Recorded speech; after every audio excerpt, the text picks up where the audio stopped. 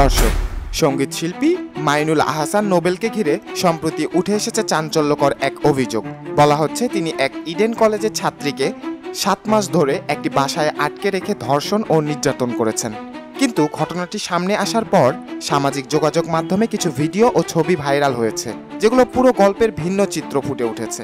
আজ আমরা বিশ্লেষণ করব আসলে কি ঘটেছে, নোবেল দোষী নাকি এর পিছনে লুকিয়ে আছে অন্য কোনো বাস্তবতা। ভুক্তভোগী তরুণীর পরিবার অভিযোগ করেছে নোবেল বিয়ের প্রতিশ্রুতি দিয়ে মেয়েটিকে গুলশানে ডেকে নেয়, তারপর তাকে ডেমরার একটি বাসায় দীর্ঘ 7 মাস আটকে রেখে ধর্ষণ ও নির্যাতন করেন। এই সময় তিনি ভিডিও করে মেয়েটিকে ব্ল্যাকমেল করেন। 999-এ ফোন করে মেয়েটিকে উদ্ধার করা হয়। পুলিশের ভাষ্যমতে উদ্ধার করার সময় নোবেল পালিয়ে যাওয়ার চেষ্টা করেন এবং দেশ ছেড়ে পালানোর জন্য মাইক্রোবাস ভাড়া করেছিলেন।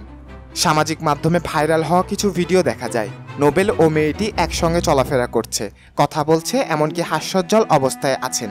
অনেকে বলছেন যদি মেয়েটি 7 মাস আটকে থাকতো তবে এই সময়ের ভিডিওতে এত স্বাভাবিক আচরণ কেন। কিছু ব্যবসায়ীকারী মন্তব্য করেছেন সম্পর্ক ভেঙে যাওয়ার প্রতিশোধ হিসাবে এমন অভিযোগ আনা হয়ে থাকতে পারে। নোবেলের বিরুদ্ধে আগেও বিতর্ক থাকলেও এই ঘটনার পেছনে মিথ্যা কিংবা অতিরঞ্জ থাকলেও থাকতে পারে। দর্শক, এই ঘটনার পুরো সত্য জানার আগে আমাদের মনে রাখতে হবে অভিযুক্ত ব্যক্তি দোষী কিনা সেটি নির্ধারণ করবে আদালত ও তদন্ত সংস্থা। একদিকে একজন তরুণী গুরুতর অভিযোগ করেছেন, অন্যদিকে সমাজে তৈরি হচ্ছে সন্দেহ ও প্রতিক্রিয়া। তদন্তে উঠে আসবে সম্পর্কটি কেমন ছিল, মেয়েটিকে জোরপূর্বক আটকে রাখা হয়েছিল কিনা, ভিডিওগুলো প্রকৃতপক্ষে কি প্রমাণ করে।